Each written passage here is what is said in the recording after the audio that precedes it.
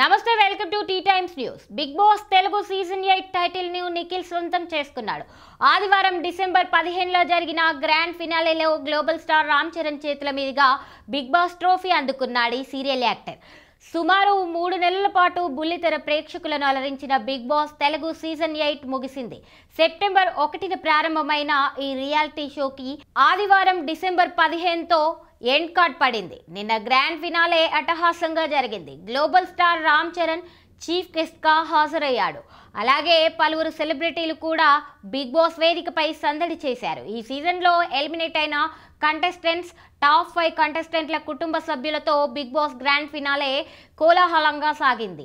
ఇక టాప్ 5లో మొదట అవినాష్ ఎలిమినేట్ కాగా ఆ తర్వాత ప్రేరణ, నబీల్ బయటకు వచ్చేశారు. దీంతో టాప్ 2లో గౌతమ్ అండ్ నిఖిల్ నిలిచారు. ఆఖరికి మొదటి నుంచి టైటిల్ ఫేవరెట్ గా ఉన్న నిఖిల్ ను బిగ్ బాస్ తెలుగు సీజన్ 8 విజేతగా ప్రకటించారు. డాక్టర్ బాబు గౌతమ్ కృష్ణ రన్నరప్ తో సరిపెట్టుకున్నాడు. పేరుకు కన్నడ నటుడే అయిన తన ఆట మాట తీరుతో బిగ్ బాస్ ఆడియన్స్ ను మనసులు గెలుచుకున్నాడు నిఖిల్.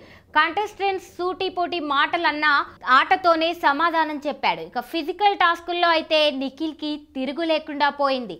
దీంతో మొదటి నుంచి ఈ సీరియల్ నటుడిని బిగ్ బాస్ టైటిల్ ఫేవరెట్ గా భావించారు. ఇప్పుడు అదే నిజమైంది. ఆదివారం జరిగిన బిగ్ బాస్ గ్రాండ్ ఫినాలేలో గ్లోబల్ స్టార్ రామ్ చరణ్ చేతుల మీదుగా బిగ్ బాస్ ట్రోఫీతో పాటు 55 లక్షల రూపాయల చెక్ అందుకున్నాడు నిఖిల్.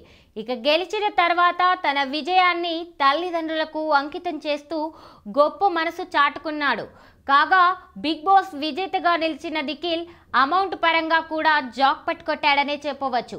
టైటిల్ విజేతగా నిలిచినందుకు 55 లక్షల ప్రైజ్ మనీ అందుకున్న నిఖిల్ మారుతి డిజైర్ కార్ కూడా దక్కించుకున్నాడు. ఇకపోతే బిగ్ బాస్ షోలో పార్టిసిపేట్ చేసినందుకు నిఖిల్ వారానికి ఏకంగా 2.25 లక్షల పారితోషికం తీసుకున్నాడట.